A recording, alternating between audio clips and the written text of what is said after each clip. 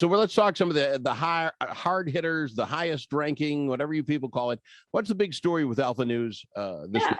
So I love how kind of from week to week, we're able to touch on certain stories that have a little bit of blowover from the week before. They develop a little bit more.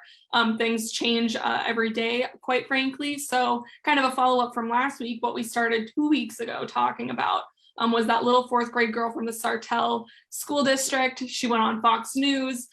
She was given an equity survey in class and was told not to share it with her parents. Oh, you go over that too fast. This is no story. This is a thing where little things happen and they become huge. And that's exactly what we're seeing. Yeah. So some kids in fourth grade, they ask her to take an equity study, just answer these simple questions. And then the teacher, and I'm sure just trying not to cause, just don't tell your parents about it. Mm-hmm. Those words out of her mouth. She knew, the fourth grader knew it was a red flag in her head of, oh, why should I not tell my parents? And she went and told her parents. You married, you got kids. Here's the thing. You tell your kids as soon as they understand the English language, you tell me everything. I'm your parent. Don't let anyone, I don't care who it is in your life. They tell you don't tell your dad, you tell your dad instantly. I mean, that's just like dad one stuff. That was a bad mistake on her part. But go ahead. So I'm sorry. Yeah, for sure. So it was this conjuncture, this contract that was between the school district and Equity Alliance Minnesota. That contract, as we discussed last week, was terminated. The superintendent recommended the termination of that. It was terminated, but parents are still a little bit upset. And so last week they were threatening to sue the school district for everything that happened with Equity Alliance Minnesota. But now they're shifting focus and threatening to sue the EAM specifically if they do not release the contents and the information of what was exactly in the equity survey that was in front of student spaces. Sounds like the Government Data Practices Act will be, they will be subjected to that. Not every organization is, but because of their classification as like a joint powers organization, they will be subjected to that. So the fight is still ongoing in Sartell. Oh, it's not going to end easily, but yeah, you put anything in front of my kids, you better be able to know that I get to see what it is, and you can't hide it. They've completely ignored requests so far, and so if they continue to do that, a lawsuit will absolutely be filed, and you can expect this story not to be going anywhere in the coming weeks. You and I have plenty to talk about. I like that. Megan, I got to go to break quick. When we come back, you have any other stories? Was that the only story in the news all week long? Well, last week there was a pretty big story that broke, and it has to do with some sexual misconduct allegations in the DFL Senate. So we talk about that next. It's Megan Olson, Alpha News in Review on Al in the Afternoon. It's Alpha News in Review with Megan Olson on Al in the Afternoon. Megan, this story is interesting to me because there's a lot of sticky wickets in here. When you are on a campaign, that campaign can do nothing with, the Senate side if it's a Senate race. So there's a real wall there. We put that wall up for good reasons. I'm not saying not, and maybe sexual problems can be the thing that can go past that. But I, in some ways, feel that Senator Kent, I'll let you do the story, got in a sticky wicket. I think he did something wrong, kicked her off the campaign, but then didn't bring it to the Senate. That was a campaign. You get my point? There's a wall there. And I think kind of what the gal who is alleging, the gal who was sexually, the sexual misconduct was against, her name is Cynthia. I think it's Kalalis is how you say her name. Mm-hmm. She did bring those complaints forward in the Senate. So she did what she was supposed to do. She brought it forward on the campaign side. And then when she returned to session, she brought it forward in the Senate side, but it's just that those complaints in the Senate fell on deaf ears. Yeah, but if I'm not mistaken, I'm not trying to stick up for anybody, and I'm not sitting up for the Senate. They're big boys and girls. But on the Senate side, that guy didn't work for the Senate. Yeah. He was a consultant for the campaign. So the problem was that he was the brother of the senator who this gal was working for, and he was still in the workplace on a daily basis. Yeah. So I feel sorry for her. I'm not saying what she did anything wrong. I'm saying we have some weird rules set up. He didn't work for the Senate, so what does the Senate do? They say, hey, stop doing that, and he keeps doing it. What do? He doesn't work for you. And on the other side, that she brought up these concerns and that they just said like, oh, we can't do anything because of who he's related to or who he's connected to, instead of just like following the procedure. And even Senate Republicans have come forward now saying like, they're urging for an investigation, but also saying maybe we need to review policy. Maybe we need to figure out a way where this doesn't happen again, because clearly it's problematic. But what's funny is that this gal came forward July 1st. This is all coming out the second week now of August. So it's sad. It really is. There should be really clear outlined policies, and those should be followed. And the fact that, I mean, it goes even a little bit deeper. Melissa Franzen, we first broke this story because Melissa Franzen stepped down from Senate leadership.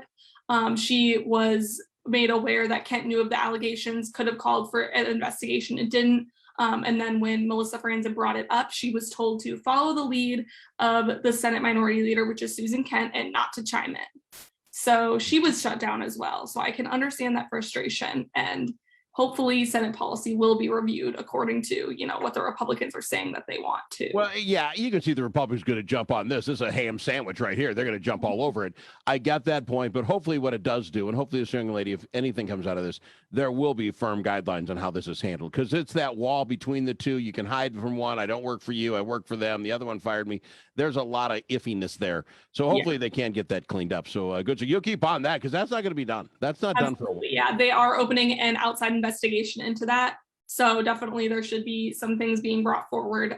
People who are, I've also noticed on Twitter, just, privately, that people who are calling Senator Isaacson out for his role in this whole thing, he's just blocking them. So there really is some issues. There's some underlying problems. I think he knows that his role in this was a little bit more complacent than it should have been. So. Well, we'll keep an eye on that. What else you have from you? Your alma mater is going crazy with vaccines and stuff. I say that. Yeah. Go ahead. You do the story. I was just going to say, last week, we were talking about masks and how the CDC was, getting that gold medal in, retreating. Now it's switched from masks to vaccines, and now we're seeing kind of this whole vaccine passport situation starting to pop up. The University of Minnesota 2 months ago said that they would not require vaccines. Now they're saying that they will. This is the first public university here in Minnesota. The MN state system has not yet required them, which I would have thought that would come first, just because that's a little bit more directly local. But now, the University of Minnesota is going to be requiring them. A bunch of companies have stepped forward as well. The whole vaccine passport thing is something that the private sector is seeing as well. A line of health employees the past couple of months, I think, actually had a gray tag policy. So if you had a gray tag, that meant you were vaccinated, you were allowed to take off your masks during breaks, you had special kind of privileges as far as masks go in the hospital. But vaccines are kind of becoming the new masks, it seems. I won't get the hospital right, but outside of one of these hospitals, there are a bunch of hospital employees who are striking or picketing, just saying, hey, this is my choice. I think what's interesting, and we have about 50% of the population has been inoculated. Well, when they were doing the I don't want to say trial, the hearings on the Capitol at U.S., NIH said they only had 50% of their people inoculated, and they're the scientists. Same with the CDC. This is going to get a little weird. This is going to get weirder before it gets easier, and here's my point. So University of Minnesota says we're going to have everybody have to be vaccinated as soon as this thing's approved by the FTC. Yes. I think smallpox took 35 years. What? The FDA, you mean? Yeah, FDA. What did I say? FCC. All right. The FDA. The FDA, they took 35 years or something like that to qualify the smallpox vaccine. Mm-hmm. We haven't figured out HIV. We haven't figured out the regular flu thing. I don't know why people think in a couple of weeks, all of a sudden they're going to come and say, wow, this one works. We're sure this has no long-term effects. And now maybe they'll do it. But if you look at the math on it, there's never been a vaccine that's been approved this fast. Mm-hmm. And it's funny too, because the U of M is saying, once it's FDA approved, that's when you need to get it. They're anticipating it's coming within the next week or two, because they want students to have the first dose by the first day of classes. But how can where are they getting the inside skinny on that? Is the FDA said we're almost there? We're just waiting. It's that we don't know about, I guess. But I mean, it also extends further than just schools and private organizations. It's also extending into the correctional facilities here in Minnesota. We obtained some inside information. You can go ahead and look on that story. We have a photo of a poster board inside a correctional facility in Faribault that stated that, or not employees, inmates who had the vaccine would get bonus food. They would get extra visiting opportunities, a mobile barber. They'd be able to maybe play softball. So all of these extra privileges inside a correctional facility, and that was because of the Minnesota Department of Corrections. That's a statewide. Wouldn't you just want to be a lawyer right now? The number of people, and these guys in jail got nothing better to do than sue the government and say, wait a minute, I didn't get the extra bonus stuff. You're just a lawyer waiting to happen and say, why not? Let's go get them. This is not going to stop. And I don't know where it ends. This is going to be weird because back to, it's been 18 months since they developed this thing. Even if you want to give them the 3 months ahead of that when they're figuring out what it was, you're not even 2 years into this. There's no way they can understand what the long-term effects are on, women of childbearing years, kids that they want to give it now, and that sort of thing. To start forcing people to take this thing, even in the private sector, mark my words, there are going to be some lawyers making some huge money on this. Yeah, absolutely. Especially as far as, the religious exemptions and conscientious objections go, the U is not allowing for those, the University of Minnesota. So as they kind of push the envelope with the vaccines, we're definitely going to be seeing a variety of lawsuits pop up. Does it strike you an institution of higher learning where they want to teach you to do critical thinking on your own says, yeah, you can't have any other opinion? No, we're not having any of that. Goodness gracious. And also the fact that it's a public school, it's pretty alarming. Private schools, yeah, okay, but it's a public school that should be accessible to all. Oh, you can say that. If you're in public school or private school, you want people to do critical thinking. Show them all the numbers. Put it all out there and let them make a choice. Anything else for us before we got to go? Yeah, the last one is just following up last week, talking a little bit about crime. We had another really horrible weekend in Minneapolis. We had 3 homicides back to back within 24 hours. All 3 were gunshot wounds. 2 men over on Broadway, that was kind of at the same time, just singular gunshot wounds, and they both passed away. And then over on Lake Street by over where the George Floyd Memorial is, we had another guy pass away with multiple gunshot wounds. This kind of all ties into the really poor summer that Minneapolis has seen as far as crime goes. We're up to 56 total homicides this summer.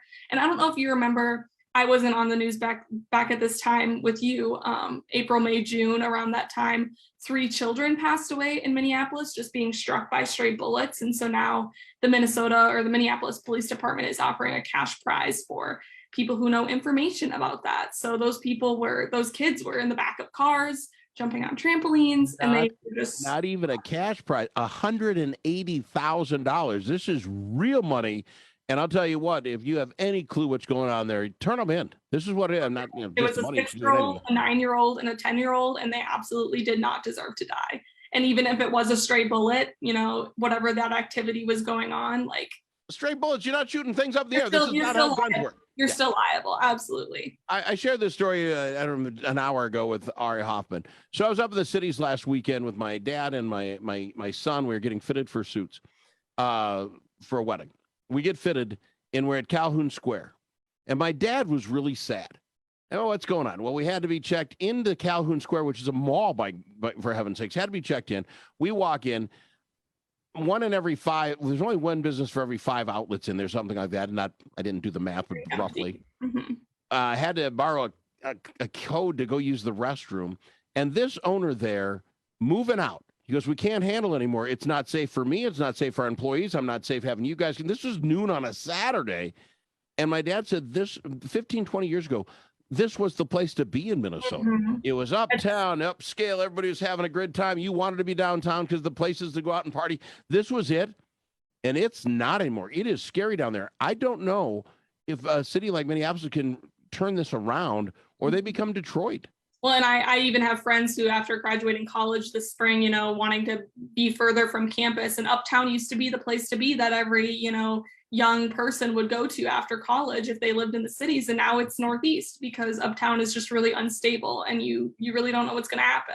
And is Northeast even far enough? My point is, I don't know where I would feel. No, I'm serious. You don't want to go downtown. You don't want to go to the Twins game. They're having a hard time. Not even the suburbs. We talked last week about the beheading in Shakopee. I mean, it's starting to kind of move out into the suburbs into greater Minnesota too. And a personal note then, do you think this is a referendum then that comes up in 16 months when people vote? How do they turn this thing around? I mean, Minneapolis is still talking about defunding the police. It's going to be tough, especially because we have the mayoral election in Minneapolis this fall, and I don't think Fry is going to win. And so it's a question of, are the residents of Minneapolis going to be voting for a direction of law and order? Because I would say Fry is definitely in the middle as far as Democrats go. So are they going to be going in the direction of law and order or a little bit further left to that kind of socialist leftist tendency. So it is going to show us a whole lot about where this is all heading before we get to the election next year. Megan Olson, it is always a pleasure to have you on the program. I appreciate you doing this for us. We'll catch you again next week. Yeah, thanks for having me on. Megan Olson, it's Alpha News and Review on Al in the Afternoon.